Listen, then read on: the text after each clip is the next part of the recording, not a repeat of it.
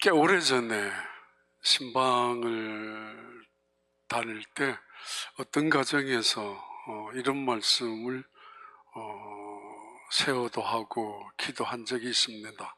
근데 그 가정은 저 신방을 받은 이후에 시험을 받았다 그럴까, 상처를 받았다 그럴까, 교회에 안 나오셨습니다. 꽤 오랫동안.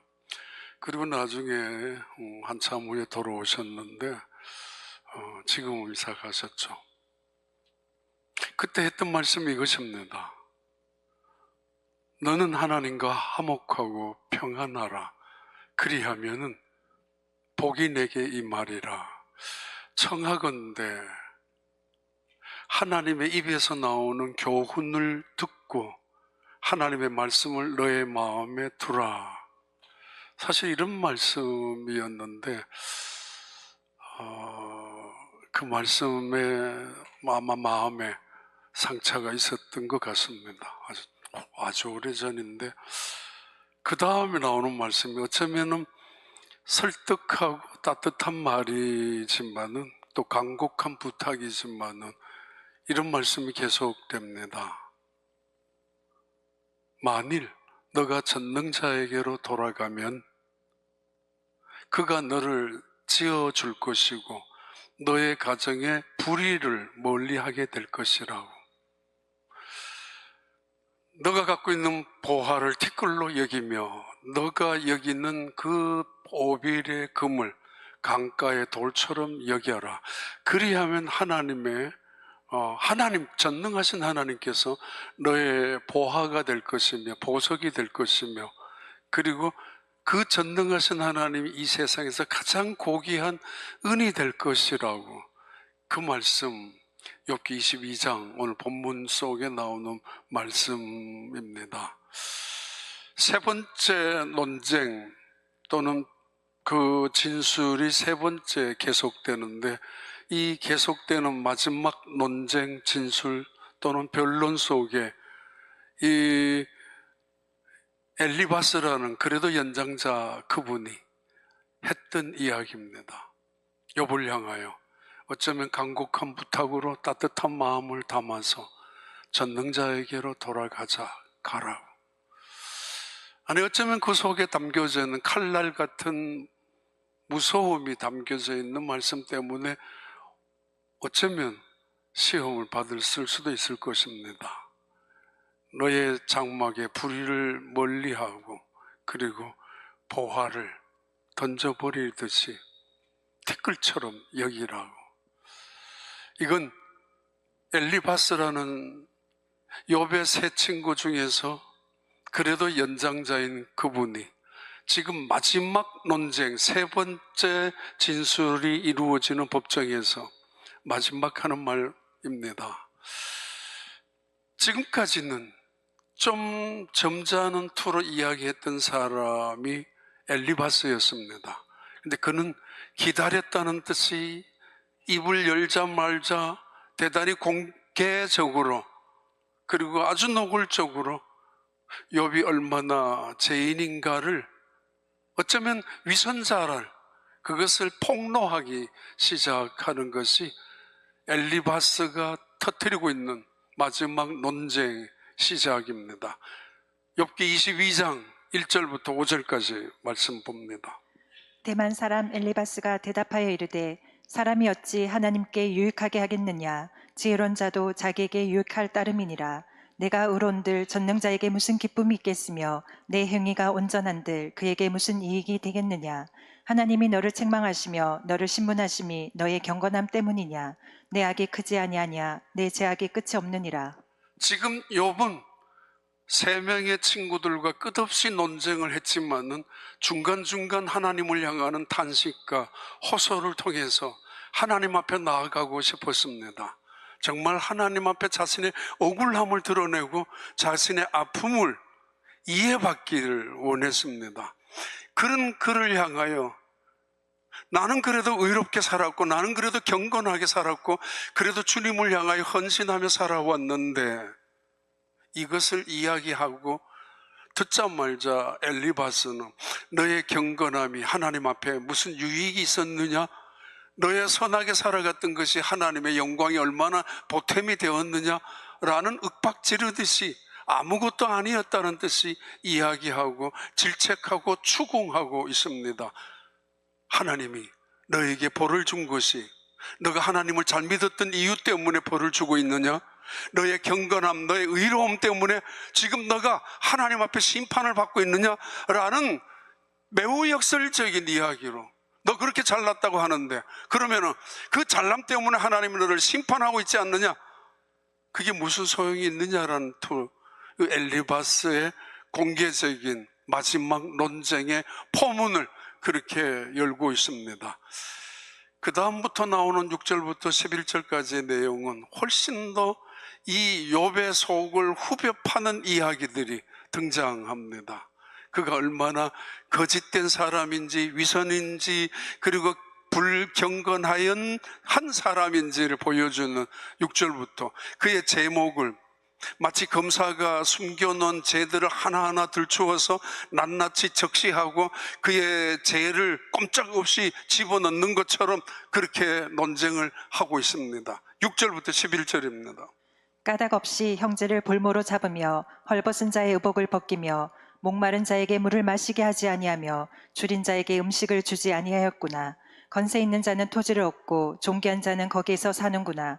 너는 과부를 빈손으로 돌려보내며 고아의 팔을 꺾는구나. 그러므로 올무들이 너를 둘러있고 두려움이 갑자기 너를 엄습하며 어둠이 너로 하여금 보지 못하게 하고 홍수가 너를 덮느니라. 가끔 그런 일들을 경험하죠. 2차 대전에 독일 나치당의 그 대단한 사람 게벨스라는 사람 이야기 알지 않습니까? 그분의 홍보 원칙이 있습니다.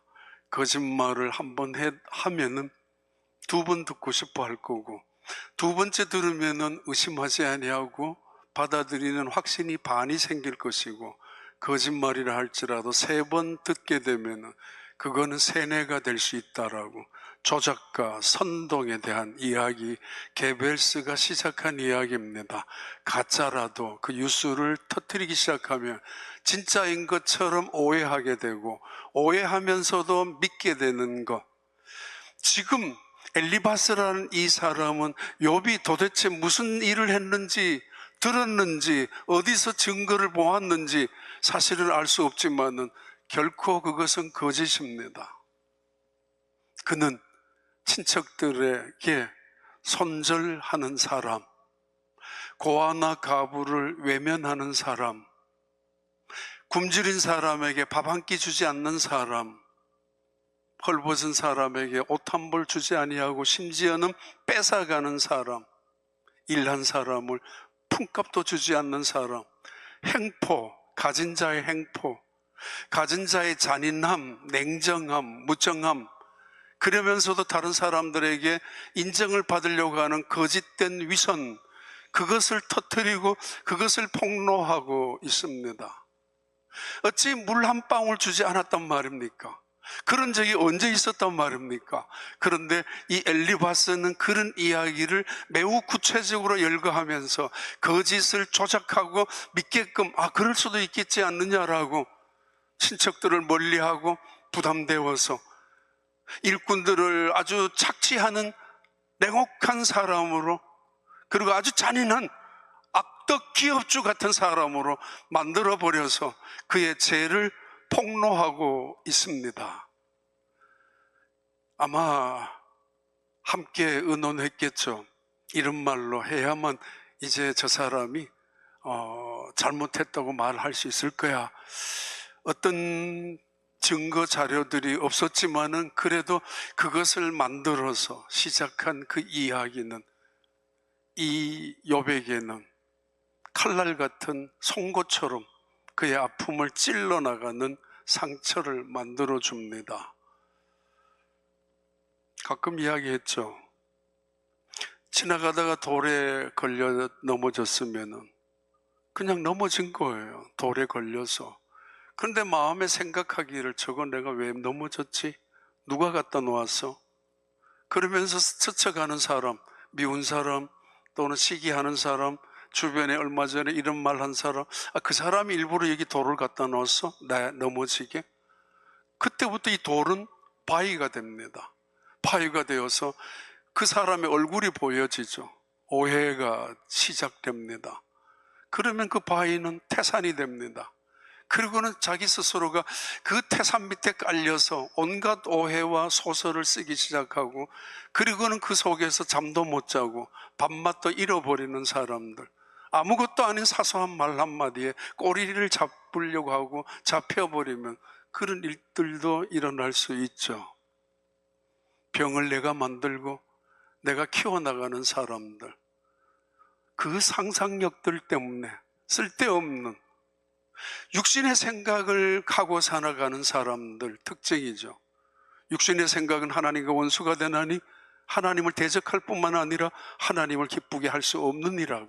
아무튼 이 엘리바스는 욥을 향하여 매우 구체적으로, 그리고 누구나 들으면은 아니 어떻게 저럴 수가 있어? 저렇게 냉정한 사람이야? 저렇게 무자비한 사람이야? 라고 욕을 할 만큼 공감을 가질 수 있는 아주 구체적인 제약을 들어놓습니다. 그리고는 이렇게 이야기합니다. 욥기 22장 오늘 본문의 21절부터 25절 다시 읽을까요? 너는 하나님과 화목하고 평안하라. 그리하면 복이 내게 임하리라. 청하건대 너는 하나님의 입에서 교훈을 받고 하나님의 말씀을 내 마음에 두라. 내가 만일 전능자에게로 돌아가면 내가 지음을 받을 것이며 또 내 장막에서 불의를 멀리하리라. 내 보화를 티끌로 여기고 오빌의 금을 계곡의 돌로 여기라. 그리하면 전능자가 내 보화가 되시며 내게 고귀한 은이 되시리니. 굉장히 중요한, 그리고 굉장히 은혜로운 말씀입니다. 너는 먼저 하나님과 화목하고 평안하라.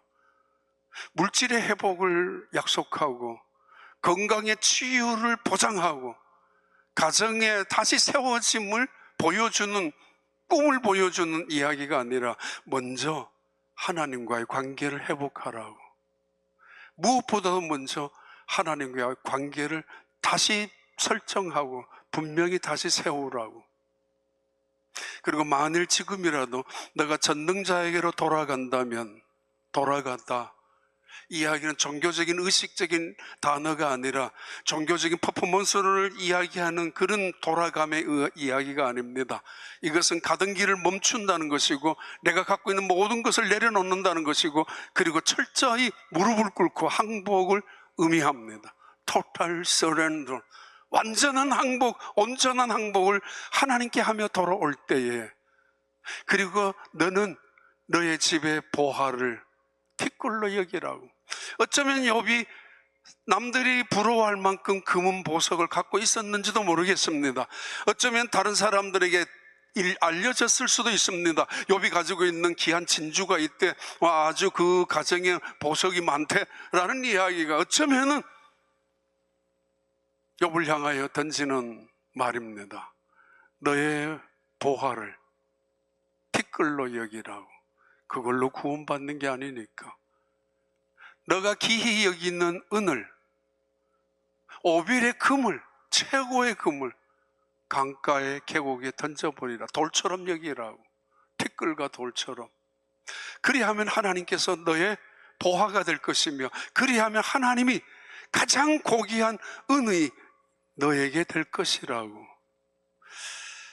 칼 같은 것이 숨어 있지만은 그래도 대단히 중요한, 또는 간절한, 그리고 희망적인 말씀을 이 엘리바스는 욥에게 던지고 있습니다. 지금이라도 전능자에게로 돌아가라고. 너의 죄를 인정하고 이 몇 가지나 열거한 이 죄악들 너 범한 거 아니냐라고. 숨겨지고 감추어지고 은밀한 이 죄들 하나님 앞에서 누가 속일 수가 있으며 하나님의 달과 별빛 앞에서 어떻게 감출 수가 있느냐라고. 이제라도 돌아가라고. 이 말을 들은 욥의 대답이 오늘 우리 성경 본문 속에 가장 중요한 본문이기도 합니다. 욥기 23장 8절부터 10절입니다. 그런데 내가 앞으로 가도 그가 아니 계시고 뒤로 가도 보이지 아니하며 그가 왼쪽에서 일하시나 내가 만날 수 없고 그가 오른쪽으로 돌이키시나 배울 수 없구나. 그러나 내가 가는 길을 그가 아시나니 그가 나를 단련하신 후에는 내가 순금같이 되어 나오리라. 아주 중요한 욥기에서 또 하나의 전환점, 아주 터닝 포인트가 되는 전환점의 말씀입니다. 그 유명한 테레사 수녀, 그분이 여러 멘토가 되는 주교 신부들한테 편지한 40여 통의 편지를 테레사 수녀 이분이 돌아가신 이후에 그 편지들을 모아서 쓴 책이 테레사 수녀의 편지입니다. 그 편지 가운데 마이클 피시라는 주교한테 보낸 편지 내용, 이런 내용이 있습니다. 주교님, 하나님은 왜 당신만을 사랑하십니까? 내가 그렇게도 하나님을 만나고 싶고 내가 그렇게도 하나님을 찾고 싶은데 만날 수가 없습니다. 1948년 이후부터 50년, 60년 동안이나 인도 캘커타라는 가장, 사실은 그 카스트 제도 속에서, 브라만 계급 속에서 가장 낮은 자리에 있는 그 사람들, 가보시면 알겠지만 짐승 같은 취급을 당하고 있는 그 마지막 하층의 사람들, 그분들을 위한 사랑으로 헌신하고 평생 살았던 분 아닙니까? 근데 그가 멘토되는 피시라는 그 선교사, 그 주교님한테 쓴 편지 속에, 나는 영적으로 너무 어둠 속에 하나님을 갈망하고 있습니다. 근데 당신에게는 하나님 언제나 가까이 계시는 것 같고 당신만 사랑하는 것 같아서 내 마음 속에 질투가 일어납니다. 하나님은 왜 내게 보이지 않단 말입니까? 그 편지 때문에 한동안 정말 이 테레사 그분은 하나님을 거부하고 부정하고 돌아가신 거 아닌가라고 하는데, 욥과 같은 영적인 아픔이죠. 내가 어디로 가는지 나도 모르지만은 그를 찾기 위하여 무전히 애를 썼다고. 내가 동쪽으로 갔지만은 주님은 거기 계시지 않았고, 서쪽으로 갔었는데도 주님은 거기서도 내가 그를 찾지 못했다고. I go to east, he is not there. I go to west too, I do not find him. 나는 찾지 못했다고. He works at north. 그가 일하는 북쪽에도 내가 갔었지만은 I do not see him. 나는 볼 수도 없었다고. He turns to the south. 다시 그가 사우스로 가서 일하고 계실 때 내가 찾아갔지만은 I catch no glimpse of him. 제발 보고 싶었고 제발 만나고 싶었는데 슬쩍 눈길이라도 보고 싶었고, 아니 그림자라도 만나고 싶었고, 맞아, 저분 맞아, 혹시 착각이라도 하나님의 임재가 느낌이라도 있었으면 좋았을 텐데 나는 그런 적이 없었다고. 한 번도 저분 하나님이구나, 잠깐 순간에 사라진다 할지라도 제발 그렇게라도 만나고 싶었는데 본 적이 없다고. 욥의 탄식입니다. 하나님을 향한 하소연입니다. 이 엘리바스가 추궁하고 질책하는, 공개적인 모욕을 당하면서 하나님을 향하여 쏟아내는 욥의 정말 가슴 깊은 곳에서 우러나오는 눈물이기도 합니다. 온 세상은 그를 죄인으로 매도합니다.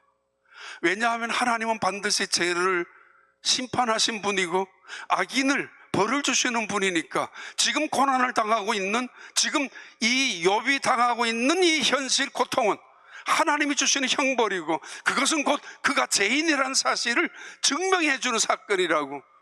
그런 세상 속에서 욥은 견딜 수가 없습니다. 목이 메어 견딜 수가 없습니다. 그는 나름대로 경건하게 살았고 의롭게 살았는데, 그러면서 위대한 전환이 시작됩니다. 나는 모르지만은, 찾을 수도 없었지만은 그분 하나님이 안 계신 것을 이야기하는 거 아닙니다. 하나님이 존재하지 아니하고 죽었다는 사실을 전제하지 않습니다. 하나님은 분명히 살아계십니다. 하나님은 오늘도 존재하시는 분입니다. 그러기에 그는 그분을 보고 싶고 만나고 싶고 찾고 싶은 것입니다. 그러면서 그는 전환점을 가지고 있죠. 나는 몰라. 그런데 누군가는 알아. He knows the way I take. 내가 가는 길을 나는 모르지만 정작 그러나 하나님은 아신다라고. 나는 지금 무너지고 있지만은 그러나 하나님은 나를 새롭게 단련하시고 짓고 있다라고. 나는 패배자인 것처럼 끝난 것처럼 망한 사람처럼 보이지고 있지만은 언제인가 하나님이 계획하시는 그날의 그 시간에 난 당당하게 정금 같은 존재로 나아가게 될 것이라고. He has proved me. He has tested me. I shall compose as gold. 어쩔 수 없이 목숨 하나 건져가지고 기어나가고 세상 사람들이 다 비웃고 있는 비웃음 소리를 듣고 어쩔 줄 몰라 부끄러움과 수치로 쩔룩거리며 나타나는 것이 아니라 하나님이 나를 단련하신 이후에 나는 정금같이 나가게 될 것이라고. 빌리 그레이엄 목사님 마지막 때 그랬대죠.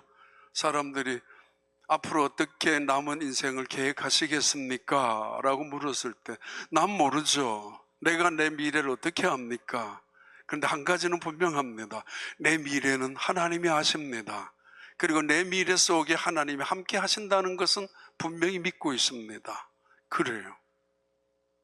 자녀들과 함께 자동차 여행을 다닐 때, 비행기 여행을 갈 때 둘 중에 하나일 겁니다. 어떤 나이는 끊임없이 물을 거예요. 아빠 어디가? 어디야? 얼마 남았어? 언제까지 가야 돼? 그곳은 어떤 곳이야? 묻는 것도 괜찮죠. 그러나 그것이 계속되면 피곤하고 짜증나죠.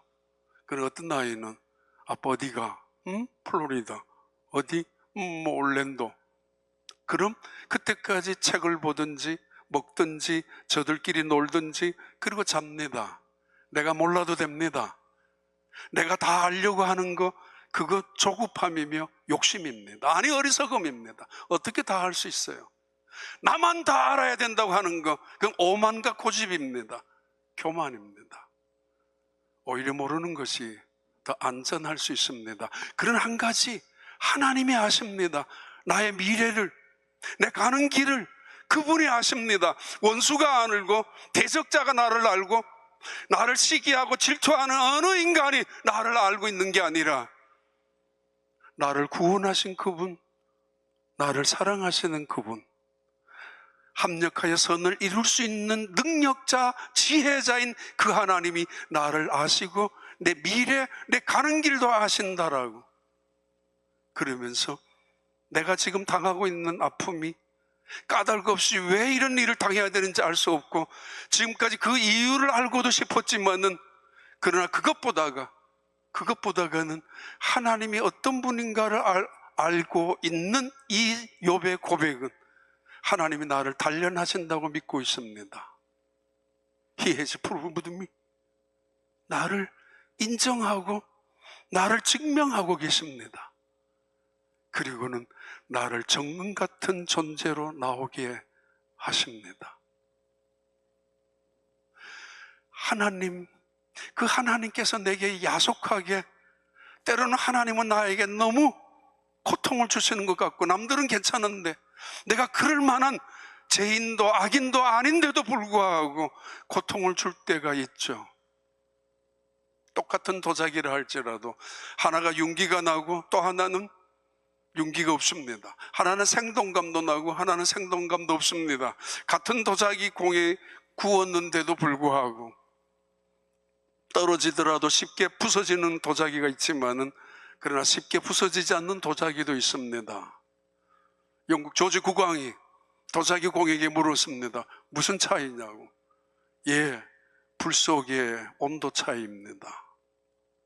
뜨겁게 그 불 속에 들어갔다 나온 이 도자기는 살아있는 윤기가 있고 생동감도 있고 쉽게 너무 떨어져서 깨어지는 것은 아닙니다. 우리가 당하는 환난들, 고난들, 그때마다 하나님이 보이지 않는다고. 분명히 하나님의 존재를 거부하는 건 아니지만은 하나님 제발 손짓이라도 아니면은 눈길이라도 보여주면은 25년을 40년을 50년을 참을 수도 있었을 테고 기다릴 수도 있었을 텐데 한 번도 그런 적이 없습니다. 그냥 멀리서 바라보고 계시는 것 같습니다. 그러나 시편 139편 봐요. 여호와여, 주께서 나를 살펴보셨으므로 나를 아시나이다. 주께서 내가 앉고 일어섬을 아시고 멀리서도 나의 생각을 밝게 하시오며 나의 모든 길과 내가 눕는 것을 살펴보셨으므로 나의 모든 행위를 익히 아시오니 여호와여, 내 혀의 말을 알지 못하시는 것이 하나도 없으시니이다. 그 다음 내가 주의 영을 따라 떠나 어디로 가며 주의 앞에서 어디로 피하리이까? 내가 하늘에 올라갈지라도 거기 계시며 수월에 내 자리를 펼지라도 거기 계시니이다. 내가 새벽 날개를 치며 바다 끝에 가서 거주할지라도 거기서도 주의 손이 나를 인도하시며 주의 오른손이 나를 붙드시리이다. 언젠가 우리 유학생 부부인데 아이를 가졌습니다. 근데 갑자기 아내한테 무슨 일이 생기는 바람에 병원으로 급작스럽게 실려갔죠. 병원 복도에서 병원 의자에서 혼자 앉아 있었던 그 남편, 이런 이야기를 한 적이 있습니다. 기억을 하실 겁니다.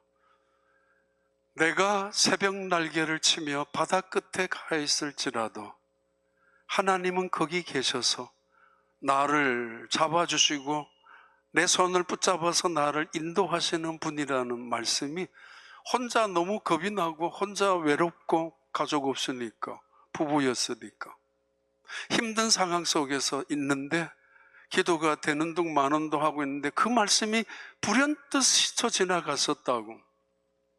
그래서 하나님이 여기도 나와 함께 하신다. 그래서 그분은 새벽 날개를 치며 바다 끝에 거할지라도 어떤 경우에는 하나님의 낯을 피해서 도망가는 요나처럼 숨어 있다 할지라도, 뱀이 창까지 있다 할지라도 하나님이 기어이 찾아내어서 끄집어내시고, 범인을 추적하는 경찰관처럼이 아니라 여호와의 선하심과 인자하심을 가지고 우리를 쫓아오시는 하나님. 안 보일 때도 있겠죠. 그러나 하나님은 한 번도 떠난 적이 없는 하나님. 그 하나님에 대한 신앙 고백을 하는 이 욥 23장 10절의 말씀, 그가 나를 인도하시리니 나는 모르지만 그가 나를 아시니 나를 단련하신 후에 내가 정금같이 나올 것이라고. 아기가 아프고 난 다음 항상 그러잖아. 얘 이쁜 짓 하나 늘린다고. 아프고 나면 꼭 또 애교가 하나 는다고. 우리의 고난 끝에 나타나는 아름다움, 지음, 새로움, 지음. 너가 여호와께로 돌아가면 여호와께서 너희를 지을 것이고 진실로, 겸손함으로, 감사함으로, 하나님의 의로움으로 지어주시겠다고. 하나님 우리를 아시는 분입니다. 그분은 사랑이십니다. 그 아픔과 우리의 눈물과 우리의 고통을 아시고 보시는 분입니다.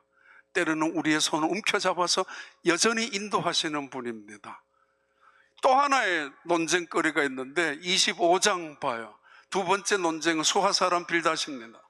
수아 사람 빌닷이 대답하여 이르되 하나님은 주권과 위엄을 가지셨고 높은 곳에서 화평을 베푸시느니라. 그의 군대를 어찌 계수할 수 있으랴. 그가 비추는 광명을 받지 않는 자가 누구냐. 그 다음에 4절부터 6절 마저 읽으세요.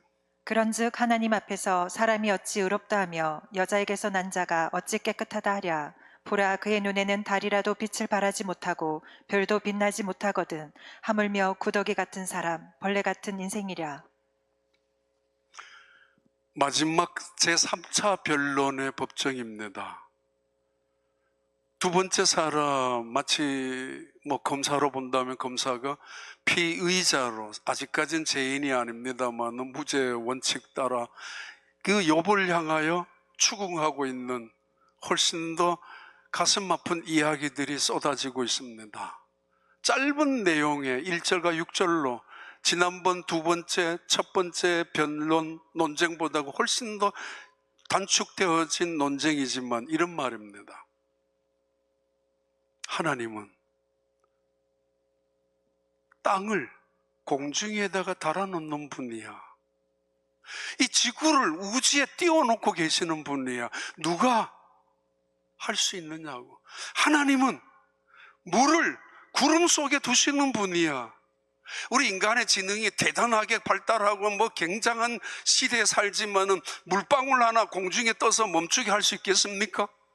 하나님의 지혜와 능력은 비를 구름 속에 담아서 공중에 두시고 육지와 바다의 경계를 정하시고 바다를 꾸짖어 잠잠케 하시기도 하시고 그리고 파도를 일으키시도 하시는 하나님, 그 우주의 모든 것을 관리하시는 그 하나님, 그 하나님을 빗대어서 지금 이 욥에게 소발이 말합니다.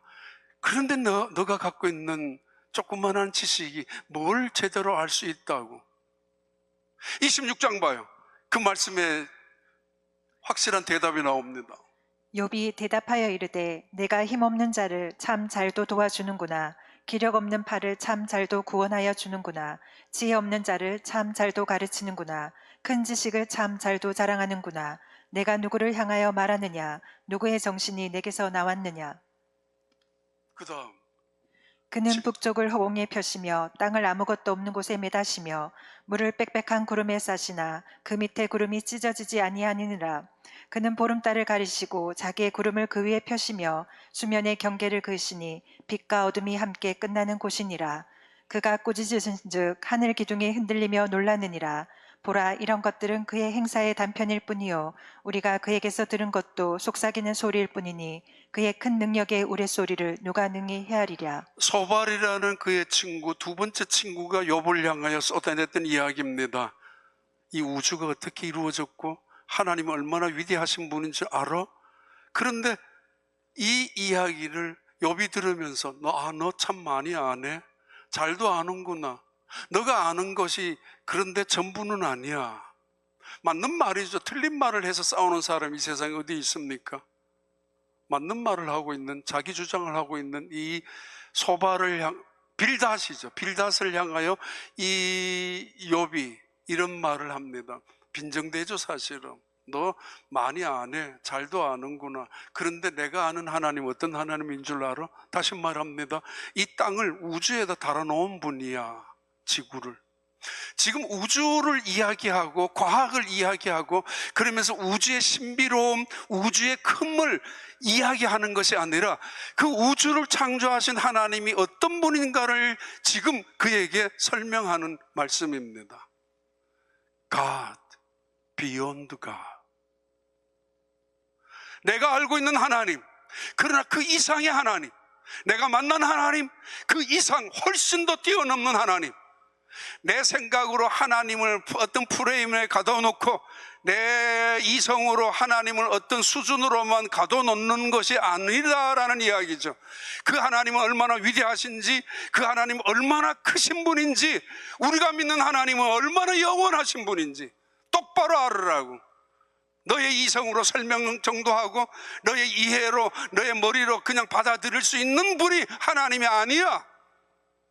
우리 이해로 설명되어지고 납득되어지는 하나님이라면 우리가 하나님을 믿을 필요가 어디 있느냐라고. 하나님은 크신 분, 정말 Almighty God라.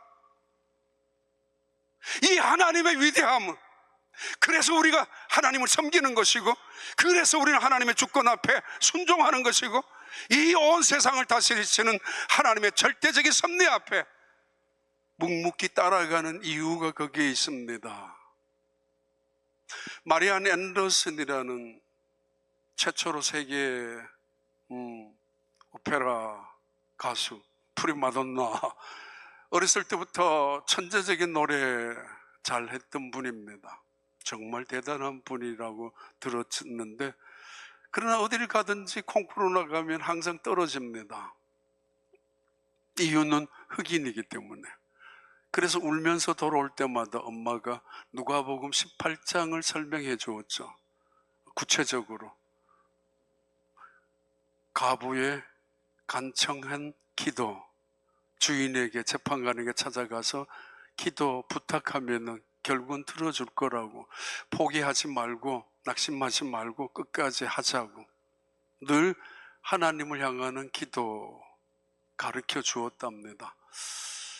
어느 날 워싱턴 DC에 있는 그 최고의 오페라 그 극장에 허락을 받았었죠.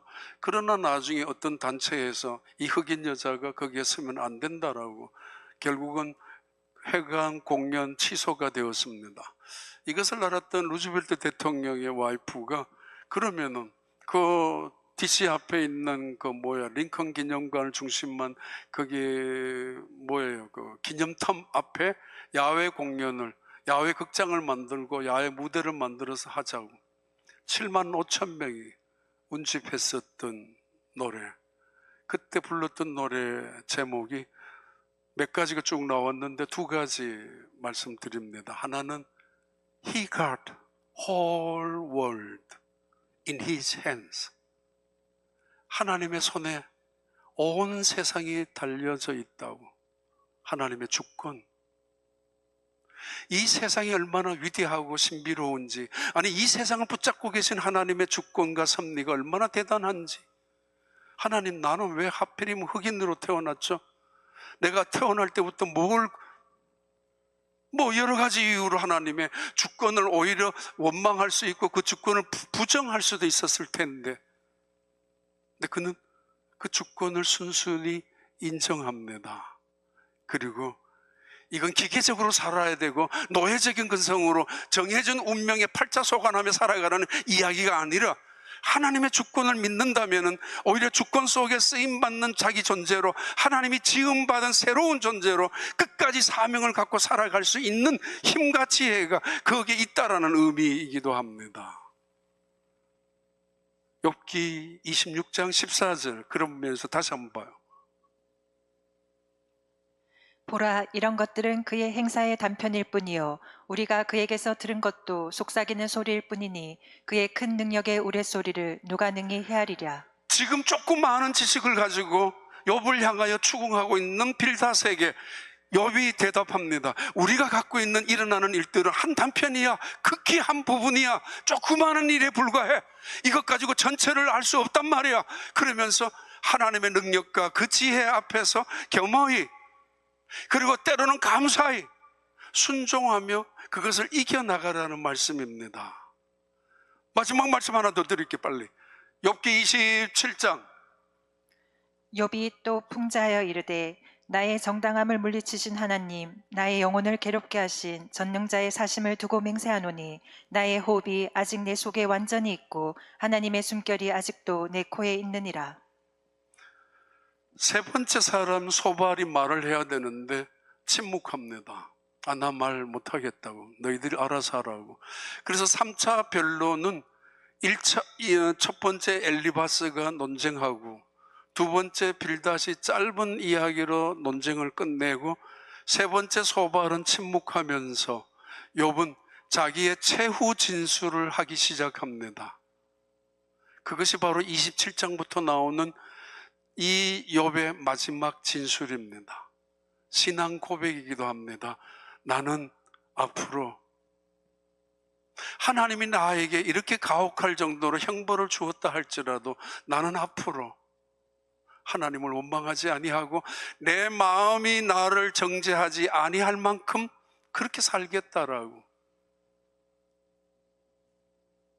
하늘을 우러러 한 점 부끄럼 없이 살기를, 그 어느 시인의 고백처럼 내 마음이 나를 정죄할 일이 없도록 나는 죽음 앞에서까지라도 나의 온전함을 지킬 것이며 내가 마지막 순간까지라도 하나님을 배반하지 아니하고 내가 나에게 그 많은 가혹한 현실을 경험하게 해주었던 하나님이 변명하면 떠나갈 수 있고 얼마든지 정당화시켜서 하나님 안 믿을 수도 있었지만은 그 하나님을 떠나지 않겠다라고 마지막 최후 진술을 지금 하나님 앞에 고백하고 있습니다. 시편 73편입니다. 볼지어다 이들은 악인들이라도 항상 평안하고 재물은 더욱 불어나도다. 내가 내 마음을 깨끗하게 하며 내 손을 씻어 무죄한단 것이 실로 헛되도다. 나는 종일 재난을 당하며 아침마다 징벌을 받았도다. 하나님의 성소에 들어갈 때야 그들의 종말을 내가 깨달았나이다. 주께서 참으로 그들을 미끄러운 곳에 두시며 파멸에 던지시니 그들이 어찌하여 그리 갑자기 항폐되었는가. 놀랄 정도로 그들은 전멸하였나이다. 여전히 세상에는 악한 사람들이 잘 살 수 있습니다. 그리고 자손들도 번성할 수도 있습니다. 죽을 때도 그들은 고통 없이 죽을 수도 있습니다. 남에게 사기를 치고 남의 가정에 불행을 만들고 남에게 아픔을 주고 괴로움을 준 사람들은 오히려 떵떵거리며 잘 살 수도 있습니다. 때로는 믿음 없는 사람들, 기도하지 않고 살아가는 사람들, 하나님 앞에 오히려 망령된 행실을 행하고 살아가는 사람들이 잘 살아갈 때도 있습니다.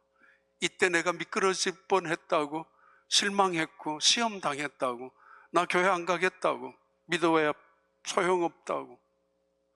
그런데 이 시편 73편의 기자의 고백입니다. 내가 성전에 들어가겠다고, 여호와 앞에 엎드리겠다고, 내가 하나님 앞에 엎드려서 그 대답을 얻겠다고. 아니, 내가 어떻게 끝까지 믿음으로 살아가야 되는지 그 힘을 얻겠다고. 왜 이런 일이 일어났는지 원인을 더 이상 알고 싶지 않습니다. 어떻게 언제까지 이 고통을 견뎌야 하는지 그것도 관심 없습니다. 이제는 악한 사람들이 어떻게 번영하는지 그것도 상관없습니다. 이 시편 기자의 가슴 속에는 이 땅에서 어떻게 믿음을 지킬 것인가, 내가 하나님 앞에 갔을 때 비로소 깨달았다라고. 하나님은 어떤 분입니까? 수월도 지옥도 숨길 수 없는 분입니다. 그 앞에서는 말입니다, 하나님은 어떤 분입니까? 공의로운 분입니다. 이 세상의 모든 죄악을 기억하시고 낱낱이 기록하는 분이 하나님이십니다. 그 앞에 누가 감출 수가 있고 숨길 수가 있습니까? 못합니다. 하나님은 기어이 추적하십니다. 거룩하신 분, 공의로운 분이기 때문입니다. 그러기에 거기에 맡기고 있습니다. 그러면서 욥이 시작하죠. 나는 내 마음을 통하여 나를 정죄할 일이 없도록 나는 나의 온전함을 지키며 나는 믿음을 끝까지 붙잡고 하나님에게 매달릴 것이라고. 싸우더라도 하나님 앞이며 원망하더라도 하나님이며 그리고 눈물을 흘리더라도 하나님 앞에서 그 밤새도록 절망 속에서도 하나님을 향하여 부르짖을 것이라고. 세상 누구에게도 어떤 속에도 시선을 마주치지 아니할 것이며 하나님을 향하여 내 시선을 마주할 것이라고. 그래요. 그 위기 속에서, 그 환난 속에서 찾아오는 하나님, 그들을 노래한 찬양이 있습니다. 2001년 9월 11일, 너무도 잘 압니다. 뉴욕에 무역센터 2개가 무너질 때 생생하게 보았습니다. 그날 대서양을 건너서 들어오는 많은 비행기들이 금지가 되었습니다. 미국 본토에 들어오지 못하게 막았습니다. 당연하죠. 38대가 임시 불시착한 동네가 있는데 카나다 펀덜랜드라는 동네에 불시착으로 38대가 했습니다. 그 동네에 10,000명이 안 되는 9,000명 정도의 주민들이 살고 있는 펀덜랜드. 그런데 38대 승객 다 합치면 6,700명. 5시간 동안이나 그 비행기는 비행기 안에서 꼼짝도 못하고 기다리다가 결국은 5시간 후에 그 펀덜랜드 지역에 흩어지게 했습니다. 낯설죠. 불편하죠. 모두가 다 이건 무슨 일이, 이런 일이 세상에 살다가 이렇게 고통 또는 이렇게 불편한 어려운 일을 당한다고. 호텔 부족합니다. 샤워도 못합니다. 적어도 5일 동안이나 있었는 그들. 근데 그들이 그때 일어난 일들을 뮤지컬로 만들었는데 그 뮤지컬 이름이 Come from away. 낯선 사람들의 찾아옴. 불편합니다. 이방인들이 우리 동네에 들어왔습니다. 펀덜랜드의 동네에 사는 이야기라고 그래. Come from away. 그들의 부르는 이름이라고. 이방인, 낯선인. 그런데 그 5일 동안 이뤄진 거, 교회마다 교회를 개방하면서 그 사람들을 자기했고, 침낭이 모자랐을 때 집에서 가져온 침낭을 보내줬고, 먹을 것이 모자랐을 때 집에서 음식을 가져와서 나눠줬고, 샤워를 해야 되는데 샤워 없을 때 그 집에서 보내주면서 그 죽음이라 그 소식을 들었겠잖아요. 그 무역센터 무너지는 광경도 보았고, 그리고 죽어간 사람들의 뉴스도 보면서 그들이 사실은 간신히 살아있는 순간이지만은 그 위기 속에, 그 고통 속에 그들이 하나가 되면서 찬양을 만드는 작품 봐요. Is a town called Gander.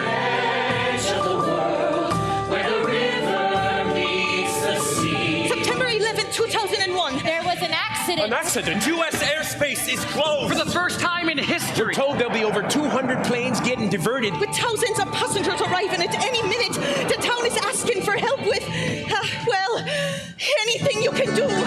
Or audition to transition from a come from away to be a Newfoundland. Are they charging for these free showers, or are they going to go on Norman Bates? I'm hoping you're one of those people who laughs when English people say awkward things. Nobody here knows me. I can be whoever I want to be. Hey, hey, come on inside. Don't adventure, nothing try. Somehow I ended up in the gayest town in Newfoundland.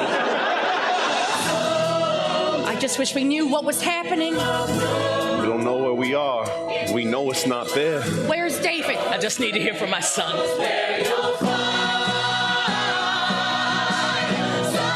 Be anxious for nothing. I don't want to go.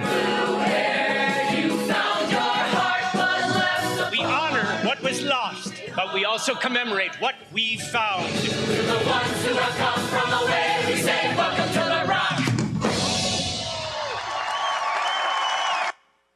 환난을 당한 가정들, 비즈니스의 직장에 어려움을 당한 가정들, 위기입니다. 그러나 하나가 될 수 있는 축복도 있습니다. 위기에 그 사람의 가정, 인격, 품격이 드러나지만은 위기를 어떻게 선택할 것인가, 믿음으로 어떻게 이겨나갈 것인가, 그 사람이 앞으로 어떤 사람이 될 것인가도 결정됩니다. 오늘 저녁 우리는 아가페 축제라고 매년 하는 나무동산 모임이 있습니다. 여러 가지 이유로 팬데믹에 많이 지연도 되고 잘 안 모일 때도 있지만은 나무동산 하반기에 다시 시작하면서 오늘 저녁 모이는 자리입니다. 어떤 순간의 위기도 이런 축제가 될 수 있는, 위기, 환난, 고난 속에서 하나가 될 수 있는, 오히려 그것이 기쁨이 찬양이 되고 눈물이 아름다운 하나님의 영광으로 승화시켜 나갈 수 있는 우리 교회, 또 여러분 온 가정이 되시기를 진심으로 축복합니다. 하나님 아버지 감사합니다. 우리에게 찾아오는 많은 아픔들, 환난들, 고난도 있습니다. 어느 순간에도 잘 이겨낼 수 있는 저희들이 되게 하시되, 믿음으로, 때로는 말씀으로, 때로는 은혜로 이 모든 것들 이겨내고, 그럴 때마다 정금 같은 믿음으로 하나님 앞에 설 수 있는 교회가 되게 하시고 하나님의 백성들이 될 수 있도록 도와주시옵소서. 우리는 모르지만은 하나님은 아신다는 사실에 나의 무책임이 아니라 하나님 앞에 신뢰하며 하나님께 전적으로 맡기는 믿음으로 나아갈 수 있는 저희들이 될 수 있게 하여 주시고, 그 끝에 하나님이 얼마나 위대하신 분인가 감격해하며 찬양할 수 있는 교회가 되게 하여 주옵소서. 예수님 이름으로 기도하옵나이다.